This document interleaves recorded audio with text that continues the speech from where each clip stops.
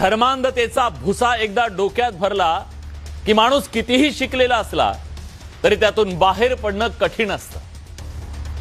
मग तो आयटी कंपनीत काम करत असो की अंतराळात काम करणारा असू दे, नाशिक मधल्या बहुराष्ट्रीय आयटी कंपनीमध्ये समोर आलेलं प्रकरण त्याचं जिवंत उदाहरण आहे का?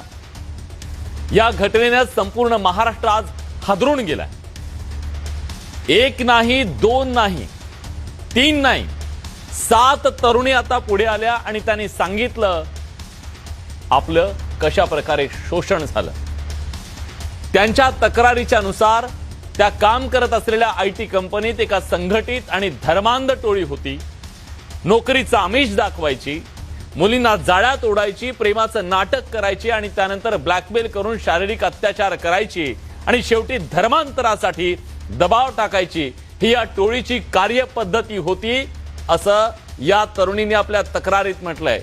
7 आणि त्या सगळ्याचा वापर करून त्यांनी अनेक तरुणींचं जे शोषण केलं, त्यानंतर महाराष्ट्रात ह्या सगळ्या प्रकरणाला वाचा फुटली आहे। पीडित मुलींनी कंपनीच्या एचआर विभागाकडे याची रीतसर तक्रार केली, पण त्याकडे दुर्लक्ष केलं गेल्याचं या तरुणींचं म्हणणं आहे। शेवटी न्याय मिळवण्यासाठी त्यांनी पोलिसांकडे धाव घ्यावी लागली।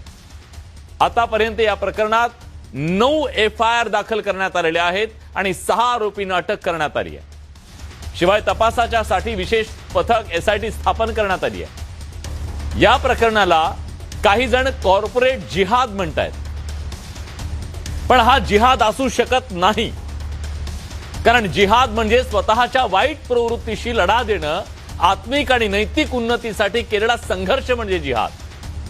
आया बहिणींच्या आबरूवर हात टाकणं आणि त्यांचं शोषण करणं, त्यांच्या सन्मानाशी खेळणं हा कुठले धर्माचा भाग असू शकत नाही आणि ही केवळ विकृत आणि धर्मांध मानसिकतेची परिणिती आहे। धर्माच्या नावावर आजवर हजारो निष्पापांचे बळी गेले। या संपूर्ण जगामध्ये अनेक देशांमध्ये रक्तपात घडवला गेला, पण धर्माच्या नावावर हिंसा आणि अन्याय करणाऱ्यांच्या मुळे समाजात एक संशयाचं वातावरण तयार होतं। त्याचा फटका त्या निरपराध लोकांनाही बसतो ज्यांचा या कृत्याशी काही संबंध नाहीये। त्यामुळे या घटनेचा विचार केवळ गुन्हा म्हणून नाही, तर एक सामाजिक जबाबदारी म्हणून सुद्धा करायला हवा।